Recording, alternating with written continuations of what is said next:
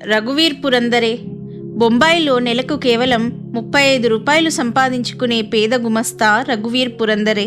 ఆ మహానగరంలో ఆ కొద్ది జీతంతోనే అతడి తల్లి, సోదరుడు, భార్య, ఒక పసిబిడ్డలతో కూడిన కుటుంబం అంతటినీ అతడు పోషించుకోవలసి వచ్చేది. అతడొక రోజు దాసగను చెప్పిన హరికథల్లో సాయిబాబా గురించి విన్నాడు.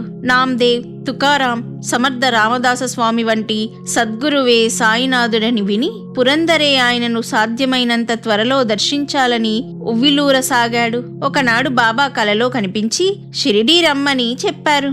అంతటితో అతడొక రోజు తన భార్యను, తల్లిని తీసుకొని షిరిడీ బయలుదేరాలని నిర్ణయించుకున్నాడు. కానీ సరిగ్గా ఆ సమయంలో అతని పసిబిడ్డకు సుస్థి చేసింది. జ్వరంలో ఆ బిడ్డను అంత దూరం ప్రయాణం చేయించడం మంచిది కాదని అతని తల్లి చెప్పింది. కానీ అతడు బాబాపై పూర్ణ విశ్వాసం ఉంచి పట్టుదలగా ఆ రోజునే బయలుదేరాడు.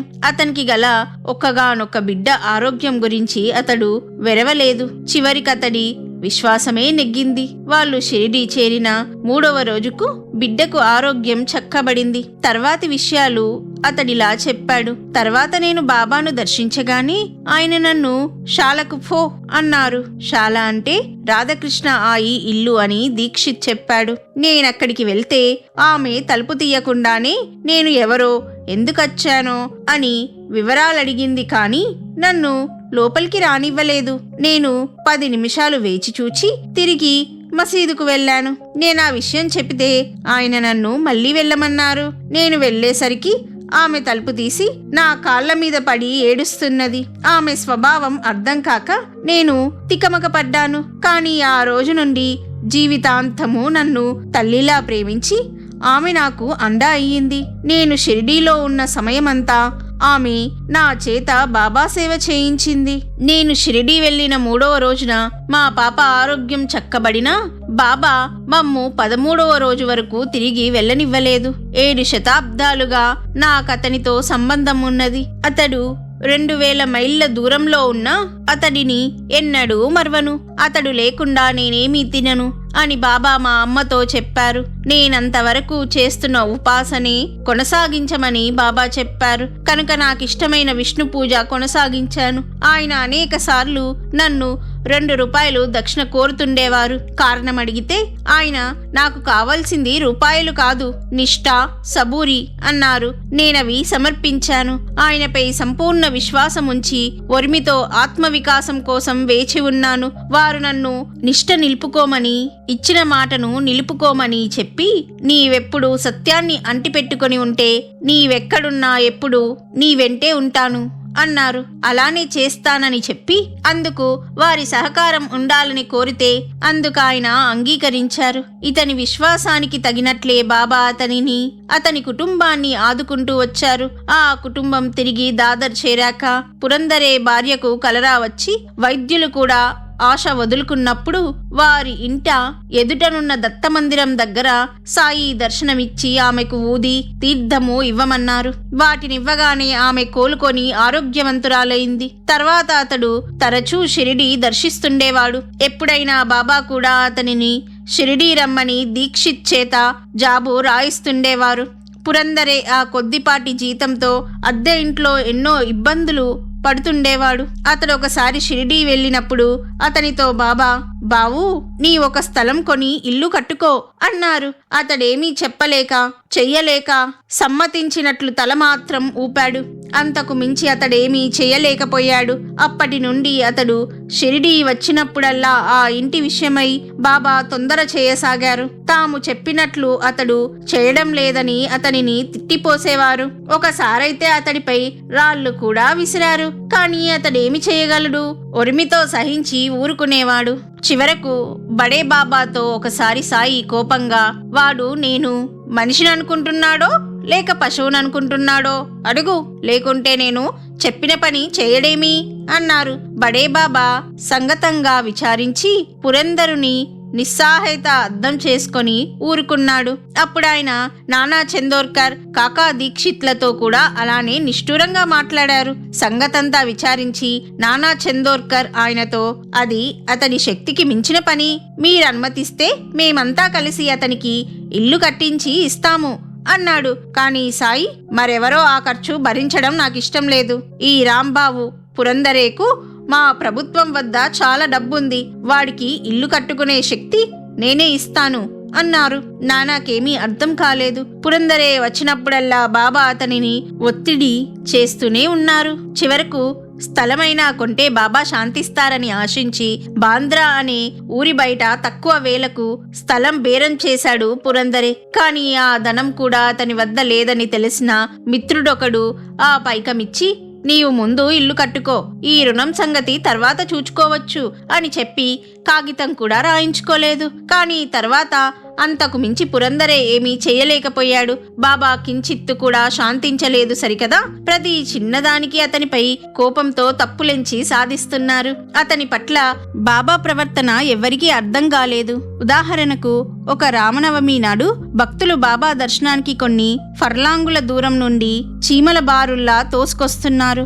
వారిని అదుపు చేసే పని పురందరేకు మరొకనికి బాబా అప్పగించారు. పురందరే శక్తివంచన లేకుండా తన కర్తవ్యం నిర్వర్తిస్తున్నా బాబా కోపగించుకొని, ఒరేయ్, నేనక్కడున్నా నన్ను కొంచెం కూడా శాంతిగా ఉండనివ్వవు.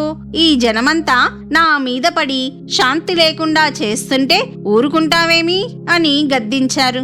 అతనికి రకరకాల శిక్షలు వేయిస్తానని బెదిరించారు. నేనిక్కడే ఈ మసీదులో నా పాదాల వద్ద నేనే పాతేస్తాను, జాగ్రత్త అన్నారు. ఆయనింత అన్యాయంగా తిడుతున్నా అతడు పల్లెత్తు మాటైనా అనకుండా ఆ తిట్లన్నీ స్వీకరిస్తున్నాడు. ఆ మసీదులో ఆయన పాదాల వద్ద స్వయంగా వారే తనని పాతిపెట్టడం అంటే వారి పాదాల వద్ద తనకు శాశ్వత స్థానం కల్పించడమేనని అతడికి తెలుసు కాబోలు. అతడు తన ఇబ్బందులు నివారించడానికి కూడా ప్రయత్నం చేయలేదు.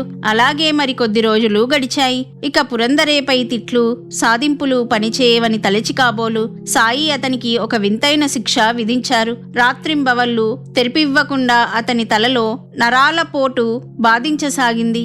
అది చూడలేక అతని బాధ కొంతైనా తగ్గించమని బడే బాబా కూడా సాయిని కోరాడు. బాబా, వాడు నా మాట వింటేగా అని మాత్రమే అన్నారు. కానీ ఎవరెన్ని చికిత్సలు చేసినా అతని బాధ తగ్గలేదు. ఒకసారి అతడు రాధాకృష్ణ ఆయికి, నేను ఈ బాధ భరించలేకున్నానని ఆయన నన్ను చంపి తమ పాదాల చెంత చేర్చుకొనడమో లేక ఈ బాధ తగ్గించడమో చేయక తప్పదని సాయిమాతకు చెప్పు అని జాబు రాశాడు. అతడు షిరిడీలో ఉన్నప్పుడు కూడా ఆ బాధతో గిలగిలలాడిపోయేవాడు. మీ సేవలో అతడు తన శక్తినంతా వినియోగిస్తున్నాడు కనుక అతనికి ఏదైనా చికిత్స చేయండి అన్నాడు బడే బాబా. ఆయన అదేమీ పట్టించుకొనక అతనిని ఇంటికి వెళ్లి తన పని చూచుకోమని చెప్పి, ఇల్లు కట్టుకున్నాకనే నిన్న బాధ విడిచిపెట్టేది అని మాత్రం అన్నారు. ఇక విధిలేక పురందరే తన ఆఫీసు వద్ద 500 రూపాయలు అప్పు తీసుకోగలిగాడు. దానితో ఇటుకలు మొదలైనవి తెప్పించుకున్నాడు. కానీ తన తలనొప్పి వల్ల ఇంటి పని చేయించుకోలేకుంటే అతని సోదరుడు చూచుకున్నాడు. రేగడి నెలలో గట్టి పునాది లేకుండానే త్వరగా నిర్మాణం పూర్తి చేయడం వలన త్వరలో ఆ ఇంటి గోడలు బీటలు వారాయి. వాస్తు పూజ చేయించి గృహప్రవేశం చేశాకనే అతడి తలనొప్పి తగ్గింది. ఆ ఇల్లు దూరంగా ఏకాంత ప్రదేశంలో ఉన్నది. పక్కనెక్కడా ఇల్లే లేవు. అతడు ఆఫీస్కి వెళ్ళినప్పుడు యుక్త వయస్కురాలైన అతని భార్య, బిడ్డ మాత్రమే అక్కడుండేవారు. కానీ బాబా, ఏమీ భయపడకు, నేనెప్పుడు ఆ ఇంటికి కాపలా కాస్తూనే ఉన్నాను అన్నారు. నిజంగానే ఆ కుటుంబానికి ఎట్టి బాధ కలగలేదు.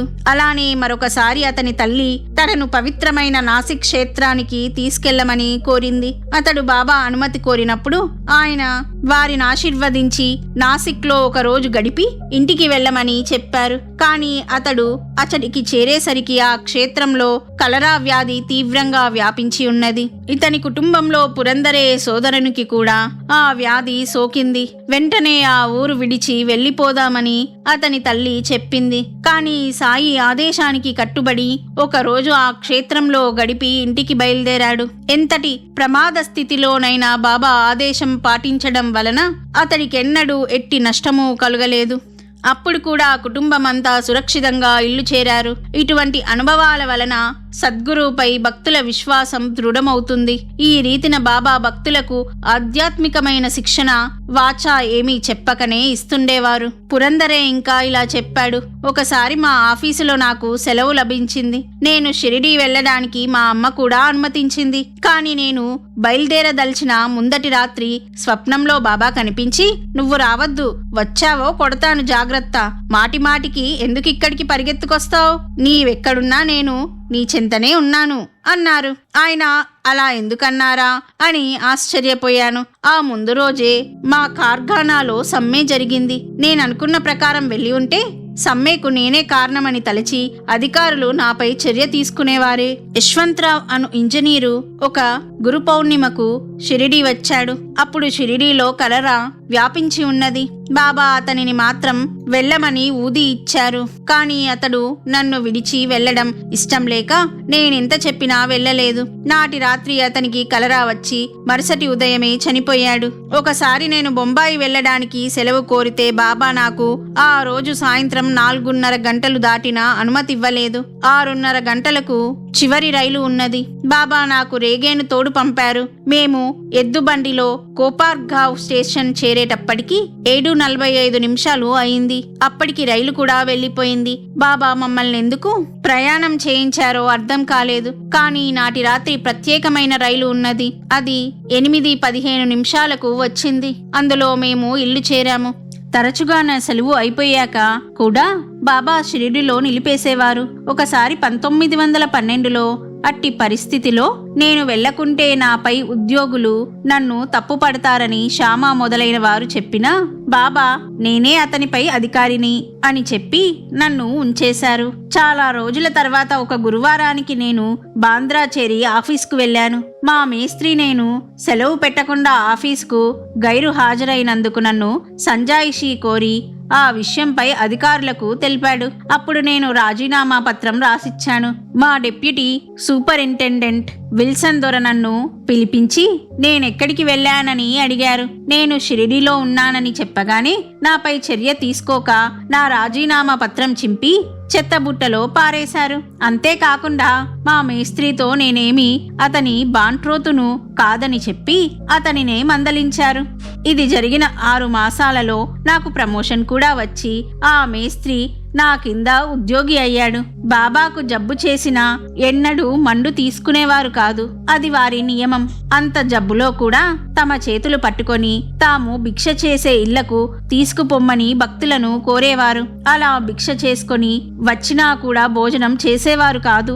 అంత సుస్థిలోనూ లేండికి వెళ్లడం మొదలైన విధులన్నీ నిర్వర్తించేవారు. ఒకసారి అంత సుస్థిలోనూ ఒకరిచ్చిన నిచ్చెన సహాయంతో ఒక మిద్దెపైకెక్కి ఆ పక్క మిద్దె మీదుగా రాధాకృష్ణ ఆ ఇంటికి వెళ్లారు. అప్పుడొక మనిషి పైకెక్కి ఆయనను ఎత్తుకొని కిందకు తీసుకొచ్చాడు. బాబా అతనికి 4 రూపాయలు ఇచ్చి ఎవరి శ్రమను ఊరికే తీసుకోకూడదు అన్నారు. అప్పుడే ఆయన కోసం ఒక చక్రాల కుర్చీ తెచ్చారు. కానీ ఆయనెన్నడూ దానిని ఉపయోగించలేదు. బాబా చెవి తమ్మలకు చిల్లులుండేవి. నేను స్వయంగా చూచాను. ఆయన నగ్నంగా స్నానం చేసేటప్పుడు కూడా చూచాను. ఆయనను సొంతి చేయలేదు. ఆయన పాట పాడడం స్వయంగా విన్నాను. ఎవరి చేతనైనా కూడా పాడించుకొని వినేవారు. ఎప్పుడైనా నేను సాటేవాడాలో బాపూసాహెబ్ జోగ్ చదువుతున్న ఏకనాథ భాగవతం వింటుంటే అందులో బాబా మాతో చెబుతున్న విషయాలే దొర్లుతుండేవి. ఉదయమే బాబా దుని దగ్గర దక్షిణం వైపుకు తిరిగి స్తంభానికి ఆనుకొని ఏమేమో చేస్తుండేవారు. అవి నేను వివరించలేను. అప్పుడు ఆయన వద్దకు ఎవ్వరినీ రానిచ్చేవారు కాదు. సేవకులకు మాత్రం ఆ ప్రదేశం శుభ్రం చేయడం, దునిలో కట్టెలు వేయడం వంటి పనులు చేయనిచ్చేవారు. ఆ సమయంలో ఆయన యాదేహక్, పరమాత్మను స్మరిస్తున్నాను వంటి పదాలు ఎంతో నెమ్మదిగా ఉచ్చరించేవారు. అల్లా మాలిక్, అల్లా వలీహై, భగవంతుడు మహాశక్తిమంతుడు అని మాత్రం ఎప్పుడూ స్మరిస్తుండేవాడు. బాబా ఒకప్పుడు అన్నం మీద నెయ్యి వేసి దానిని దునికి సమర్పించి మిగిలినది తనకు తీసుకొచ్చి ఇమ్మని సగుణమేరుతో చెప్పారు. అప్పటి నుండి అతడు అలానే చేస్తుండేవాడు. బాబా అలాంటి భోజనమే చేసేవారు. ఆ భోజనం సగుణమేరు నాయక్ ఇంటి నుండి వచ్చేది. ముస్లింలు నివేదన ఇచ్చినప్పుడు ఫకీర్ల చేత ఆయన ఫాతిహా చేయించేవారు. ఒకసారి నా వద్దనున్న రాగి కాసులన్నీ ఆయన అడిగి తీసుకున్నారు. వాటిని ఏం చేశారో తెలియలేదు. ఆయన వద్ద కొన్ని పాత నాణాలు ఉన్నాయి. అవి గలగలా మోగకుండా ఒక గుడ్డ సంచిలో పెట్టి ప్రక్క జేబులో ఉంచుకునేవారు. బాబా చాలా మంది నుండి వారి దగ్గరున్న డబ్బంతా దక్షిణగా తీసుకునేవారు. అలా ఎందుకు చేసేవారో నాకు తెలియదు. భక్తుడు కారణం అడిగితే నేను ప్రతి వారిని కోరను. ఆ ఫకీరు చూపిన వారిని మాత్రమే కోరుతాను. దానికి బదులుగా నేను వారికి 10 రెట్లు ఇవ్వవలసి ఉంటుంది. నా కోసం నేనెప్పుడూ పైకం తీసుకోను. నాకు కుటుంబము మొదలైనవి లేవు కదా, నాకెందుకు అన్నారు బాబా. ఒకసారి ఆయనకు నా వద్దనున్న పైకమంతా ఇచ్చేశాక ఆయన, నీ జేబులో ఇంకా 2 కాసు ఉన్నది, చూచుకో అన్నారు. నేను చూచుకుంటే నిజంగానే ఉన్నది. అది కూడా వారికే సమర్పించాను. ఆయన ఈ డబ్బంతా గాయకులకు, ఫకీర్లకు, కీర్తనకారులకు ధారాళంగా ఇచ్చేస్తుండేవారు. దానితో ద్వారకామాయిలోని దుని కోసం పుష్కలంగా కట్టెలు తెప్పించేవారు. 1915లో ఒకసారి నేను మా తల్లిని, భార్యను తీసుకొని మా అత్తవారింటికి బయలుదేరి రైల్వే స్టేషన్కు వచ్చాను. కానీ తీరా అక్కడికి చేరాక అకస్మాత్తుగా నాకు వెంటనే షిరిడీ వెళ్లాలనిపించింది. వాళ్ళిద్దరిని స్వగ్రామం వెళ్ళమని చెప్పి నేను షిరిడీ బయలుదేరాను. నా మాటలకు వాళ్ళిద్దరూ నివ్వెరపోయారు. వాళ్ళెంత చెప్పినా వినకుండా నేను షిరిడీ చేరాను. సరిగ్గా నేను వెళ్లేసరికి బాబా ఉబ్బసంతో తీవ్రంగా బాధపడుతూ ఏమీ పని లేకుండా ఉన్నారు. ఆయన బాధతో రొప్పుతూ ఉండడం చూచి నేను ఏడ్చాను. ఆయన, ఎందుకు ఏడుస్తావు అన్నారు. మీరంతగా బాధపడుతుంటే చూడలేకుండా ఉన్నాను అన్నాను. అందుకు బాబా, భయం లేదు, ఇది అల్లాయే ప్రసాదించారు. 4 రోజులలో ఆయనయే తగ్గిస్తాడు. 3 రోజులుగా నీ గురించి అనుకుంటున్నాను. నిన్ను రమ్మని రాయమని కాకతో చెప్పాను అన్నారు. నిజానికి కాక నాకు జాబు రాయలేదు. కారణం బాబాయే తిరిగి నీవు రాయనక్కర్లేదు, అతడే వస్తున్నాడు అన్నారట. వారికి జబ్బుగా ఉన్నట్లు నాకై నేనే వారి సన్నిధికి చేరాను. బాబా ఎన్నడూ ధ్యానము, ప్రాణాయామము, పరమార్థము, స్వర్గము, కైలాసము, వైకుంఠము మొదలైన వాటి గురించి ఎప్పుడూ చెప్పలేదు. అల్లా అచ్చా కరేగా, దైవం మేలు చేస్తాడు, గరీబ్కో అల్లా బలీద్ హే, పేదలకు పెన్నిది భగవంతుడు అని మాత్రమే చెప్పేవారు. తమనే పూజించమని ఆయనెన్నడూ చెప్పలేదు. శంకరుని, విష్ణువును నీవు ఏది అలవాటుగా పూజిస్తున్నావో అలానే చేస్తూ ఉండు అన్నారు. భక్తులకు వారి వారి ఇష్ట దైవ రూపాలలో ఆయనయే దర్శనమిచ్చేవారు. సుమారు 1913లో మా అమ్మతో, నా భార్యతో, జైసీ జిస్కి నియత్ వైసీ ఉన్కో బర్కత్, ఎవరి భావము ఎలా ఉంటే వారికి అట్టి ఫలితమే ఉంటుందని అన్నారు. బాబాకు సంస్కృతం వచ్చునని నానా చందోర్కర్ చెప్పాడు. ఆయన భాగవతము మొదలైన గ్రంథాలు తెరచి భక్తులకు వారి వారికి తగిన శ్లోకాలు చూపుతుండేవారు. ఆయనకు తామెప్పుడు సమాధి చెందబోయేది తెలుసు. 1916 సంవత్సరంలో దసరా పండుగ నాడే వారు తమ కఫ్ని, లంగోటా, తలకట్టు విప్పేసి ఈ రోజే నా సీమోల్లంఘనం అని కేకలు వేసి వాటిని కాల్చివేశారు. 2 గంటల సేపు తీవ్రమైన కోపావేశంలో ఆయన నగ్నంగా ఉన్నారు. ఆ తర్వాత భక్తులు అతి కష్టం మీద ఆయన చేత కొత్త వస్త్రాలు కట్టించారు. కొత్త వస్త్రాలు ఎప్పుడు ఆయన కోసం సిద్ధంగా ఉండేవి. 1914 సంవత్సరం ప్రాంతంలో ఒక ఆమె, నాకు మంచి జన్మ ఎప్పుడు వస్తుంది అని అడిగింది. వచ్చే జన్మలోనే అన్నారు బాబా. ఆ మరు రోజే ఆమె బావిలోకి దూకింది. కానీ ఆమెనెవరో రక్షించారు. జరగబోయే విషయాలు ఆయన ఎంతో అరుదుగా మాత్రమే సూచించేవారు. నేను మాత్రం నా భవిష్యత్తును గురించి ఎన్నడూ అడగలేదు. సహజంగా నేనెంతో కోపదారిని. అందుకే ఆయన నాతో తరచుగా ఎవరైనా తిట్టినా, బాధించిన వారితో తగువులాడొద్దు. నీవు ఓర్చుకోలేకుంటే 1-2 మాటలు మాత్రం చెప్పు, లేకుంటే అవతలకు వెళ్ళు, అంతేకాని వారితో యుద్ధం చెయ్యకు అని నాతో చెప్పేవారు. నీవే ఇతరులతో తగువులాడితే నాకెంతో జుకుప్స కలుగుతుంది అనేవారు. బాబా మహాసమాధి చెందడానికి 12 లేక 15 రోజుల ముందు నన్ను, కాకా దీక్షిత్ను బొంబాయి వెళ్ళమని తరిమివేశారు. నేను ముందు వెళ్తాను, మీరు తర్వాత వస్తారు అన్నారు. మసీదుకు మాకు సెలవిస్తూ, నా సమాధి మాట్లాడుతుంది, నా నామం పలుకుతుంది, నా మట్టి సమాధానమిస్తుంది అని చెప్పి మమ్మల్ని వెంటనే బయలుదేరమన్నారు. అప్పుడు వారికెట్టి సుస్థి లేనందున ఆయన సమాధి చెందుతారని మేము ఊహించలేదు.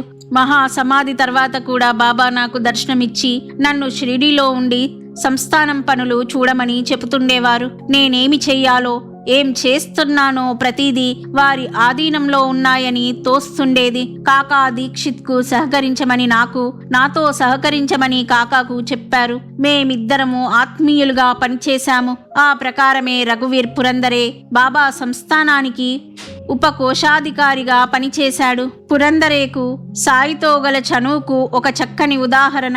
ఒకప్పుడు హార్దా గ్రామం నుండి ఎవరో భక్తులు శ్రీ సాయిబాబాకు ఒక పల్లకి చేయించి పంపించారు. ఆ పల్లకిని భద్రంగా ఒక చెక్క పెట్టెలో పార్షల్గా బిగించి పంపించారు. భక్తులు ఆ పెట్టెను ద్వారకామాయి ముంగిట బాబా కూర్చున్న పెద్ద రాయికి తులసి బృందావనానికి మధ్య పెట్టారు. భక్తులు దానిని తెరవాలని ఎన్నిసార్లు ప్రయత్నించినా సాయి అనుమతించలేదు. సుమారు 2-3 మాసాలు అది అలానే పడి ఉంది. ఒకరోజు సాయికి భక్తులలో ఒక్కరైనా పురందరే చొరవ తీసుకొని ఇలా అన్నాడు, బాబా, నేనీ రోజు ఈ పార్సల్ విప్పి పల్లకిని బయటకు తీసి పువ్వులతో అలంకరిస్తాను. ఈ రోజు చావడి ఉత్సవంలో మిమ్మల్ని ఈ పల్లకిలో ఊరేగించి తీసుకుపోతాను అన్నాడు.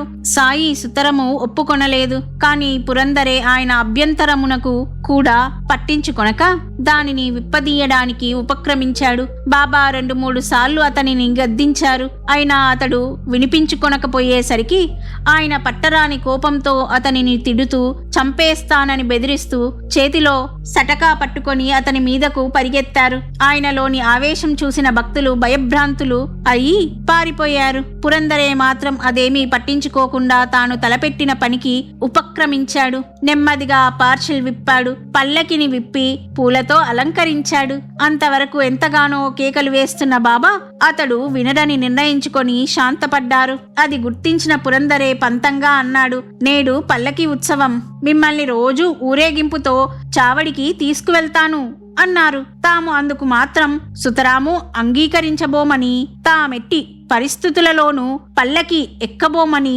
నిశ్చయంగా చెప్పారు బాబా. అయితే పల్లకిని ఖాళీగా మోసుకుపోవడం వలన ఉపయోగమేమి?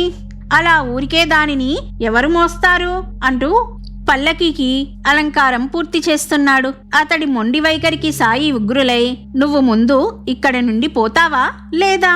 నేను చెప్పిన మాట వినకపోతే ఏం చేస్తానో చూడు అంటూ ఇంకా చెడ్డగా తిడుతూ సటకా చూపించి బెదిరించారు. ఆయన పురందరే త్వరగా అలంకరణ పూర్తి చేసిన తర్వాతనే సాయి వద్ద సెలవు తీసుకొని స్వగ్రామానికి వెళ్ళాడు. నాటి సాయంత్రం శ్రీమాన్ బూటి, బాబూసాహెబ్ జోగ్ మొదలైన భక్తులందరూ షిరిడీ చరిత్రలో మొట్టమొదటి పల్లకి ఉత్సవంనకు గాను ద్వారకామాయి ముంగిట చేరారు. తాము మాత్రం పల్లకీలో కూర్చున్నబోమని సాయిబాబా భీష్మించుకున్నారు. ఇంటి నుంచి సరిగ్గా సమయానికి వచ్చిన పురందరే మాత్రం పల్లకీ లేకుండా తాను చావడి ఉత్సవంలో పాల్గొనబోనని పట్టుబట్టాడు.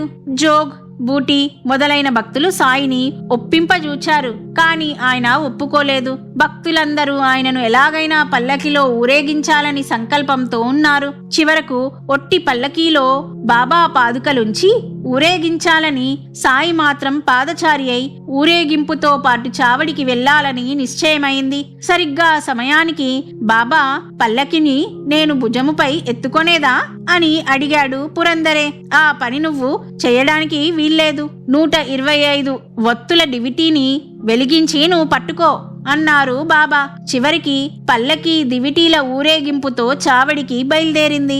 నాటి ఉత్సవం పూర్తయ్యాక ఆ పల్లకి 3-4 రోజుల పాటు చావడిలోనే ఉండిపోయింది. కారణం, దానిని ద్వారకామాయిలోకి తీసుకొని రావడానికి సాయి ఒప్పుకొనలేదు. చివరకు ఎలాగో దానినొక రాత్రి మాత్రం మసీదు ముంగిట ఉంచారు. అప్పుడు దానికున్న వెండి సింహాలను దొంగలెత్తుకెళ్లారు. కనుక ఆ పల్లకి నుంచడానికి ఒక రేకుల షెడ్డు నిర్మించాలని భక్తులు నిశ్చయించారు. బాబా అనుమతి కోరకనే షెడ్డును నిర్మించనారంభించాడు పురందరే. బాబా ఆ సమయంలో లేండి తోటకు వెళ్లారు. కాని అతడు ఆ పని ప్రారంభించగానే ఆయన గబగబా అతడికి వచ్చి, అక్కడ నువ్వేం చేస్తున్నావు అని గద్దించారు. అతడు నవ్వుతూ, మీ పల్లకికి చిన్న షెడ్డు నిర్మించనిమ్మని బతిమాలాడు. బాబా మరింత తీవ్రంగా, నాకు నువ్వు వద్దు, పల్లకి షెడ్డు అసలే వద్దు, ఫో అని కేకలు వేశారు. కాని కాసేపటికాయన పూర్తిగా శాంతించి పురందరే చేస్తున్న పనిలో జోక్యం చేసుకొనలేదు.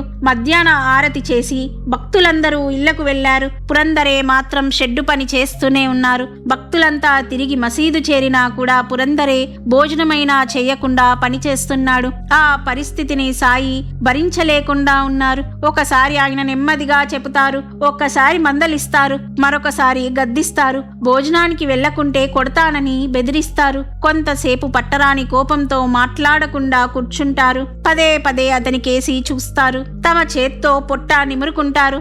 ఆ పనికి మాలినవాడు భోజనానికైనా పోకుండా నా ప్రాణం తీస్తున్నాడు, నువ్వైనా వాణ్ణి పిలుచుకుపోరా అని సాటి భక్తులతో చెప్పారు. చివరకు ఎంతో వ్యధతో కాకా సాహెబ్తో ఇలా అన్నారు, నేను వాడితో ఎలా వేగేది? అందరూ భోజనాలు చేసి వచ్చారు, వాడు మాత్రం వెళ్ళడు, వట్టి మూర్ఖుడు అన్నారు. కాదు బాబా, అతడు సెలవు పెట్టుకొని వచ్చాడు. వెళ్లే లోపల షెడ్డు పూర్తి చేయాలని అతని ప్రయత్నం. అతనిని భోజనానికి పిలుచుకెళ్ళనా అన్నాడు కాక. నువ్వు పిలిచినా రాడురా, నేను చెబితేనే వినలేదు అన్నారు బాబా. కొద్దిసేపట్లో పురందరే పరుగున వచ్చి బాబా పాదాలపై పడి పసివానిలా ఏడ్చాడు. ఎందుకురా ఏడుస్తావ్, ఊరుకో అన్నారు బాబా. అతడు కళ్ళు తుడుచుకుంటూ, బాబా పొద్దుటి నుండి నన్ను అంత తీవ్రంగా తిడుతూనే ఉన్నారు, కొడతాను, చంపుతాను అంటూ బెదిరిస్తున్నారు. కానీ నేనొక్క పూట భోజనం చెయ్యలేదని అంత తల్లడిల్లిపోతున్నారే, నేనంటే మీకెందుకింత దయ? మీ వలె నన్ను కనిపెట్టి ఉండేవారెవరున్నారు అన్నాడు. నోర్మోయ్, వెళ్ళి భోజనం చెయ్యి, నా ప్రేగులు ఆకలితో మాడిపోతున్నాయి అన్నారు బాబా. 2 అడుగులు వేసిన పురందరే వెనక్కు తిరిగి, నేను వెళ్ళను, నేను వెళ్ళగానే మీరివన్నీ పీకి పారేస్తారు అన్నాడు. బాబా ముఖంలో ప్రేమభావం పెళ్ళుబిక్కింది. నేనేమన్నా రాక్షసున్నా? నువ్వు అనుకున్నట్లు నేనేమీ చెయ్యనులే, ఎంతైనా నువ్వు నా బిడ్డవు కదా అన్నారు. పురందరే భోంచేసి వచ్చి సాయంత్రానికి షెడ్డుకు ఒక తలుపు కూడా బిగించాడు. ఇంకొక తలుపు బిగించవలసి ఉంది. అతడు పల్లకిని ఆ గదిలో పెట్టి సాయి పాదాలకు ప్రణమిల్లి, బాబా నా సెలవైపోయింది, ఇంకా ఒక తలుపు మాత్రమే బిగించాలి, తాత్యా పాటిల్ ఆ కాస్త పూర్తి చేసి పెడతాడు అన్నాడు. ఆ సంగతి రేపు ఆలోచిస్తాములే, నీవు పోయి విశ్రాంతి తీసుకో అన్నారు బాబా. పురందరే మర్నాడు ఉదయమే కాకడ్ ఆరతి పూర్తి కాగానే వెళ్ళడానికి సాయిని సెలవు కోరాడు. నీ పని పూర్తి చేసి వెళ్ళు, మనం పూనుకున్న పని మనమే పూర్తి చేయాలి, ఇంకొకళ్ళకెప్పుడు అప్పగించకూడదు, వీలైనంత తరచుగా షిరిడి వస్తుండాలి అన్నారు. మీరు రమ్మన్నప్పుడు వస్తాము, పొమ్మని ఆదేశించినప్పుడు వెళ్తాము అన్నాడతడు. నేనందరినీ ఎంతో తరచుగా షిరిడీ పిలుస్తుంటాను, కానీ పిలిచినప్పుడల్లా రావడానికి అందరూ సిద్ధంగా ఉండరు. నువ్వెళ్ళి నీ పని పూర్తి చేయి, రేపు పొద్దున ఆరతయ్యాక వెళ్దువుగాని అన్నారు. పురందరే అలానే చేశాడు. మర్నాడు అతనికి సెలవిస్తూ సాయి, 1 రోజు తర్వాత ఇక్కడికి రావడం మరవద్దు అన్నారు. నేడు ద్వారకామాయిలో రథాన్ని ఉంచుతున్న గది ఆనాడు పురందరే నిర్మించినదే.